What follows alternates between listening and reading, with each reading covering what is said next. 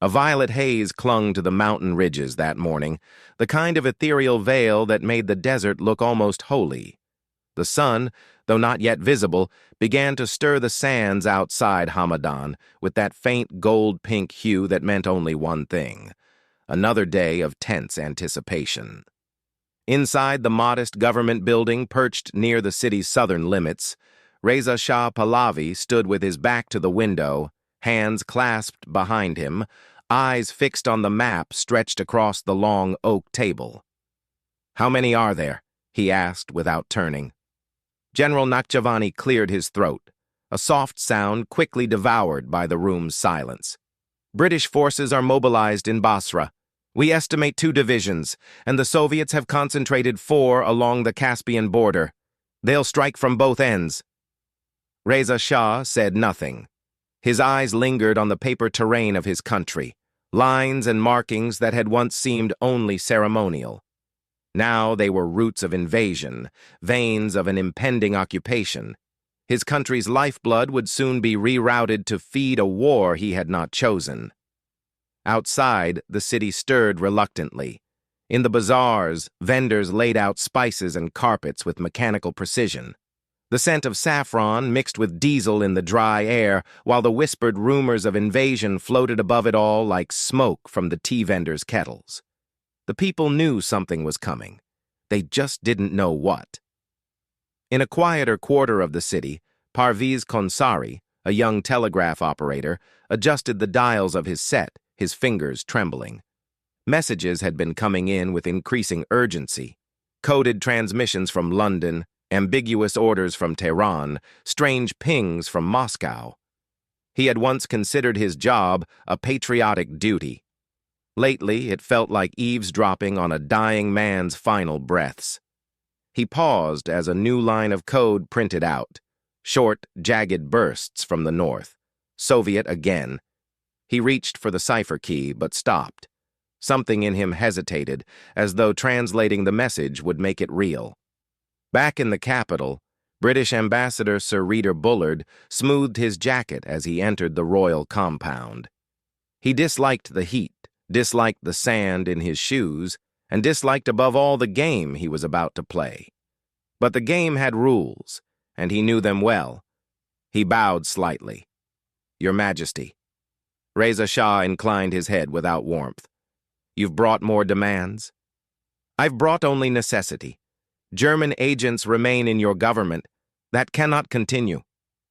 "They are engineers, technicians, traitors," Reza Shah replied, a spark of fire laced beneath his controlled tone. "We are a neutral country. That should mean something. To Berlin, perhaps. But to London and Moscow it means you're a bridge too open." Bullard stepped closer. "This is not personal, but it is urgent." The Shah turned sharply, gesturing toward the window. "Out there are men who believe in this land. You think you can occupy it without consequence? You may hold it with guns, but you'll never own it in the hearts of Iranians."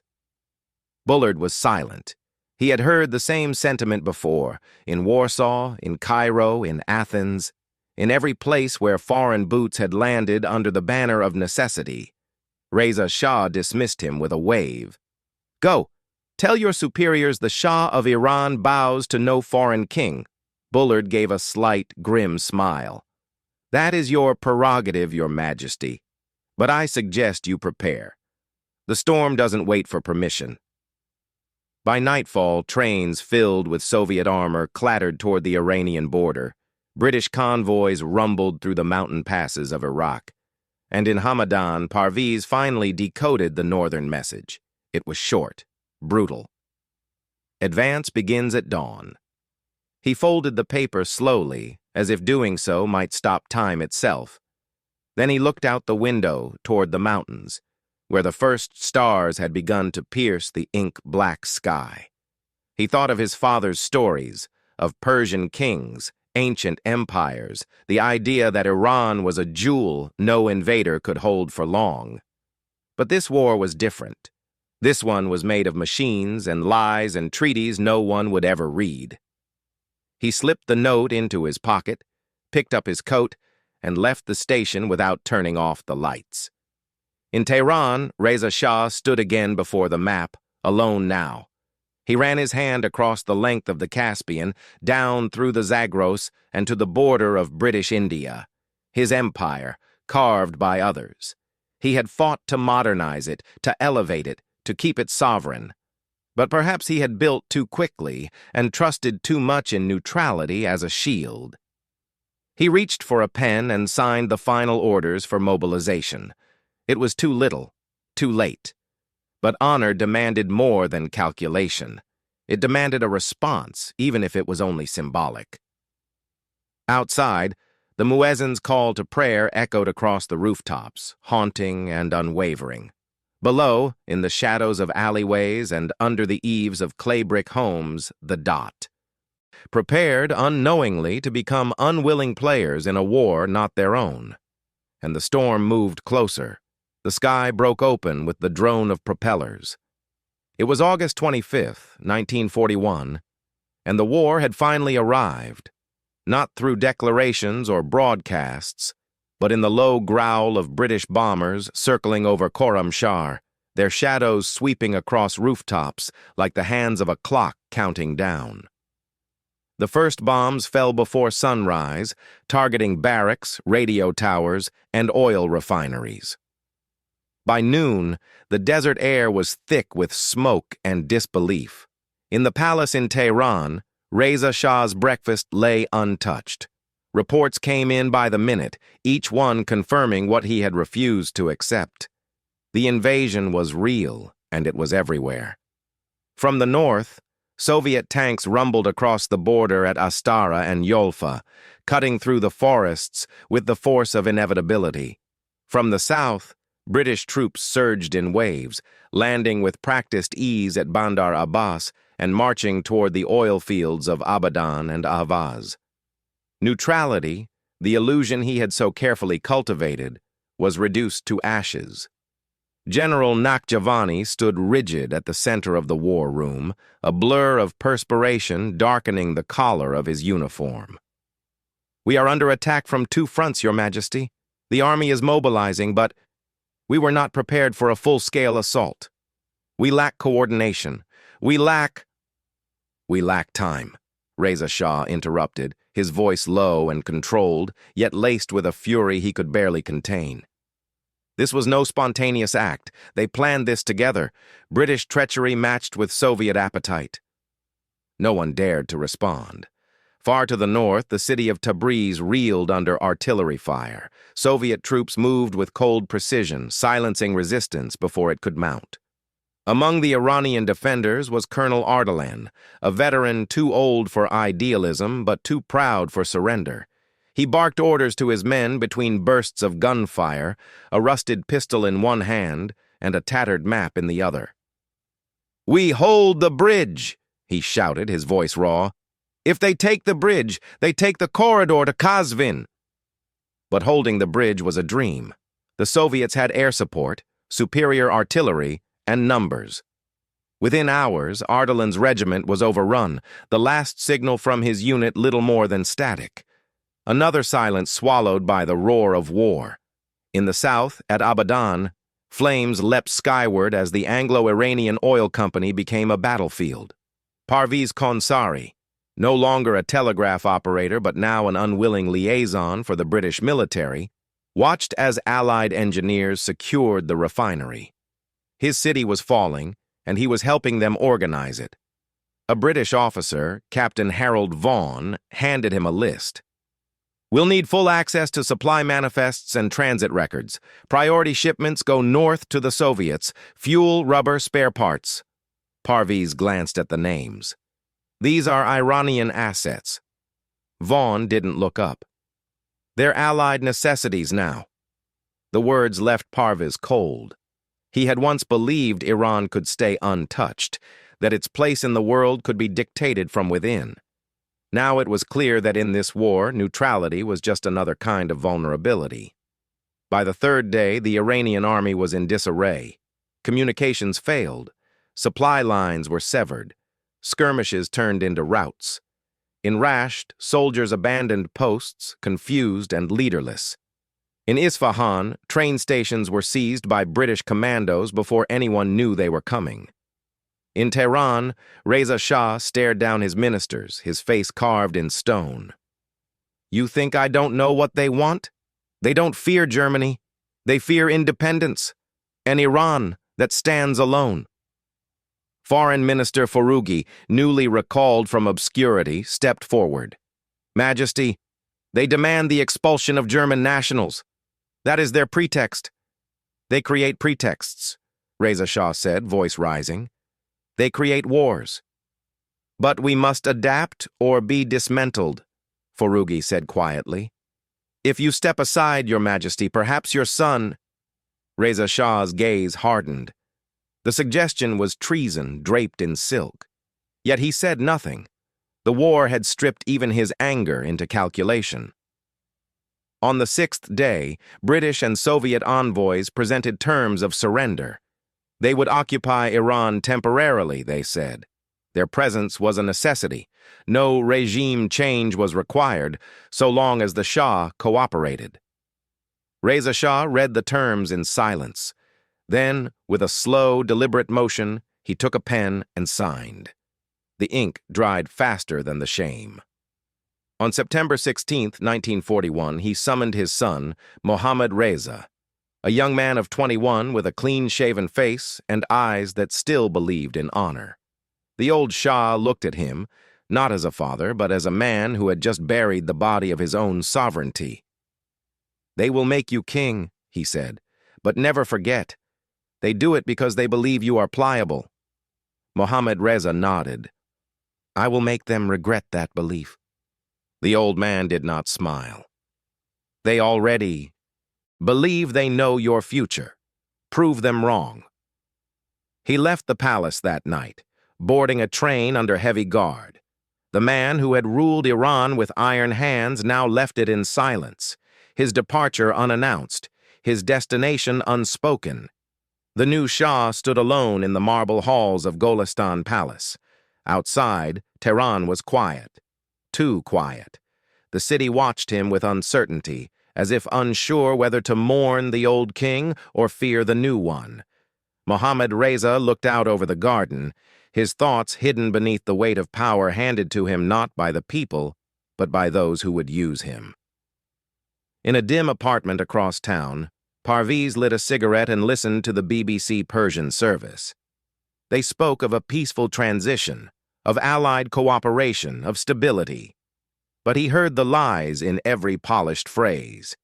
Iran had not been saved, it had been claimed. And still, the war was only beginning. The snow came late that winter, blanketing Tehran in a silence so complete it seemed almost sacred. But no blanket, no matter how white or soft, could muffle the weight pressing down on the city. British tanks rolled slowly through the outskirts, their engines humming like distant thunder. Soviet trucks rattled through the northern highways, delivering crates of supplies bound for Stalingrad. Iran, once the sovereign empire of Reza Shah, had become a corridor, open, occupied, and utterly essential. Inside the Ministry of Roads and Transport, Parviz Konsari worked in near-constant exhaustion. Since the invasion, he'd been transferred to oversee logistics for the so-called Persian Corridor, a vital artery that kept the Red Army fed and fueled. Trainloads of canned meat, tires, aviation fuel, and ammunition moved daily from the Gulf ports through desert and mountain to the Soviet border. He had memorized schedules like prayers. Every delay felt like a betrayal. He watched the convoy manifest with a dull ache in his temples. 74% of these shipments are American now, he murmured to his assistant. This isn't just about the Allies. It's a trade route for empire. His assistant, a young woman named Soraya, gave a tired smile. Trade routes don't need passports, just permission. And that permission, Parviz knew, had been taken, not given. At the palace, Mohammad Reza Shah adjusted to power with the stiffness of a man wearing a coat too large. He attended ceremonies, signed decrees, and spoke often of national unity. But his face remained unreadable. His courtiers whispered that he walked with a ghost behind him. His father's shadow cast long across the marble floors. Every morning, he read intelligence briefs in French, English, and Russian, each filled with contradictions. The Allies promised reconstruction, security, respect for sovereignty. But every day, new battalions landed, and more decisions were made without his counsel. He summoned Parviz to the palace one afternoon, a rare meeting between sovereign and civil servant. The young Shah asked few questions, but his eyes lingered on the maps, the graphs, the cargo figures. "This corridor," he said slowly, "feeds a nation at war, but not ours." Parviz hesitated. "It keeps us alive, Your Majesty. Barely." Mohammad Reza looked up, something sharper flashing behind his gaze. "And when the war ends, will they leave?" The question hung between them, unanswered. Elsewhere in the city, unrest brewed quietly. Bread lines grew longer. Inflation gnawed at wages. British officers requisitioned buildings without notice. Soviet agents recruited union organizers under the nose of Tehran's bureaucracy. There were protests, then arrests. Leaflets printed in haste, even whispers of strikes. Among the protesters was Soraya, her once patient voice now filled with quiet fury. "We are not a highway. We are a nation," she told Parviz after a late-night meeting of students and journalists. "And if the king won't say it, someone must." Parviz looked at her with something like fear. "Careful. They listen now. They've always listened. We just stopped speaking." And so it was that Iran, occupied yet officially free, began to murmur beneath the surface, a hum of resistance, a tension growing louder than the trains. In 1943, Tehran hosted three men whose decisions would shape the world: Roosevelt, Churchill, and Stalin. The Tehran Conference was held in secret, behind closed doors, while soldiers cordoned off entire districts of the city. Promises were made in polished English and translated into cautious Persian, guarantees of post-war aid, of respect for Iran's independence, of eventual withdrawal. The young Shah attended a formal dinner, smiling on cue, his voice steady. But as Roosevelt toasted the enduring friendship of free peoples, Mohammad Reza's fingers tightened around his glass. He understood now that presence did not equal power. Even kings could be ornaments. After the conference, the city exhaled slowly. The roads remained open. The trains kept moving. But the people had changed. They had seen their capital transformed into a chessboard, their streets turned into talking points. Trust had frayed, not in one blow, but in the steady erosion of dignity. In late 1944, Reza Shah died in exile in Johannesburg. The news reached Tehran wrapped in a telegram and buried in the back page of British newspapers. Mohammad Reza received it alone. He said nothing, offered no public statement. But that night, guards reported that the Shah walked the palace gardens long after midnight, speaking to no one. In the final months of the war, as German armies faltered and Allied victory loomed, Tehran grew quiet again, not with peace, but with anticipation. The end of the war meant the end of excuses. The occupiers would have to go. The promises would have to mean something. Parviz stood on a train platform one morning in March 1945, watching yet another shipment disappear into the north. Soraya stood beside him, her coat pulled tight against the lingering cold. "They say the Americans are already packing to leave," she said. "And the Soviets?" he asked. She shook her head. "They're expanding their patrols in the north, arming Kurds, organizing workers." Parviz sighed. The war ends. The game begins. Behind them, a whistle blew. Another train vanished into the horizon. That night, the Shah addressed the nation. His voice was calm, steady. He spoke of sacrifice, of pride, of Iran's role in securing the world's freedom. But beneath the words, there was steel. "We have done our duty," he said. "Now we demand what was promised." The speech aired across the country. It did not change the world, but it marked something. A shift, a beginning. The snow melted that spring, revealing the scars beneath, roads grooved deep by tanks, buildings cracked from blasts and silence, people changed by occupation, by hunger, by choices no one should have to make. But beneath the ruin, something else stirred, memory, and the will to define what came next. Iran had survived invasion. Now it would have to survive its freedom.